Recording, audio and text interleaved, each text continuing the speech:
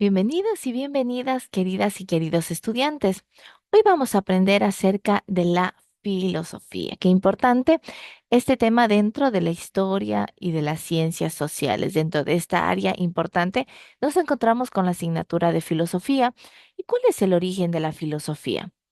La historia de la filosofía occidental se remonta a la antigua Grecia y se la puede dividir en 5 periodos. Tenemos a la filosofía antigua, la filosofía medieval, la filosofía renacentista, la filosofía moderna y la filosofía contemporánea. Hablemos un poquito de algunas de las definiciones que algunos pensadores le han dado a la filosofía. En primer lugar, hablemos de su etimología. Filosofía se deriva del griego philo, que significa amor, y sofia, que significa sabiduría, es decir, es el amor a la sabiduría, ¿sí? Por lo tanto, se entiende que el filósofo pues es el amante de la sabiduría. Aristóteles, un famoso filósofo, decía que la filosofía es la ciencia de las primeras causas y los primeros principios. Séneca, en cambio, mencionaba que la filosofía es la ley del bien y del honesto vivir, y el que ha dicho que es la regla de la vida le ha restituido su verdadero nombre. Jacques Maritain, en cambio, nos decía que la filosofía es el conocimiento científico que mediante la luz natural de la razón considera las primeras causas o las razones más elevadas de las cosas. Y por último, Hegel nos decía que la filosofía es la ciencia de lo absoluto. Cada filósofo dando a conocer su definición acerca de este tema. Hablemos acerca de la filosofía antigua representada por la escuela jónica. A partir del siglo VI Cristo, el pensamiento humano comenzó a buscar una explicación racional del mundo que superarse todos los mitos e imágenes poéticas que se tenían sobre la realidad. Es decir, el hombre empieza a buscar respuestas y no a quedarse simplemente con los mitos. Allí es cuando empieza a desarrollarse el pensamiento filosófico.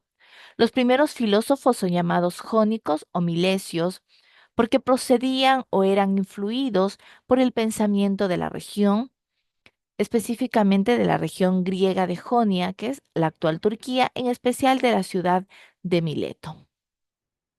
Vemos también la filosofía antigua representada por los pitagóricos. Esta filosofía, en cambio, se trataba de una comunidad de carácter religioso que quiso que se distinguiera por el silencio, el estudio y el control diario. Para Pitágoras, el elemento constitutivo de las cosas es el número. Él constata proporción, armonía, orden en el universo. Vemos también que la filosofía ya antigua, llegando a Parménides, nos dice que el pensamiento parmenideo ejerció una influencia fundamental y definitiva en el pensamiento filosófico, prácticamente hasta la actualidad, ya que traslada el elemento constitutivo de todo lo que existe al ser eterno e inmutable. Vemos también la filosofía antigua, pero representada por Heráclito, llamado el oscuro por lo incomprensible. Podemos considerar su pensamiento como independiente y opuesto al de Parménides, pues mientras aquel piensa el ser como algo estático e inmutable, el oscuro lo concibe desde el cambio constante. Entonces, teníamos pensadores que creían que las cosas eran quietas, que eran algo estático, y hay otros que consideraban que las cosas estaban en constante cambio. Asimismo, es importante conocer acerca de la ética socrática, que específicamente es aquella que abarca en una reflexión sobre 3 elementos. El elemento número 1, que dice que el principio y origen de la vida moral es la conciencia, que se trata de una visión interna que dice lo que debe hacer. Por ejemplo, Sócrates insistía tanto en el conocimiento íntimo que decía él, conócete a ti mismo. ¿Por qué? Porque él siempre recurría frecuentemente a su demonio, como le llamaba, ¿verdad? A su propia conciencia, a conocerse, a analizarse. Número 2, que todos los hombres son sujetos que tienen una moral y número tres, que la ética socrática es intelectualista, pues identifica el bien con el saber. Platón, importante filósofo, la base de toda filosofía platónica es la teoría de sus ideas.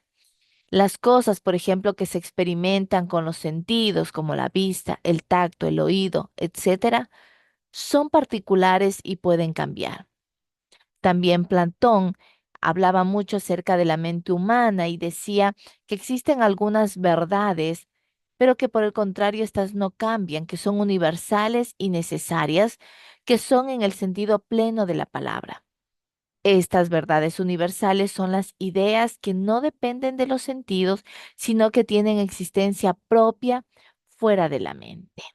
Esos son algunos de los pensadores que tenemos dentro de la filosofía. Un gusto, queridos estudiantes.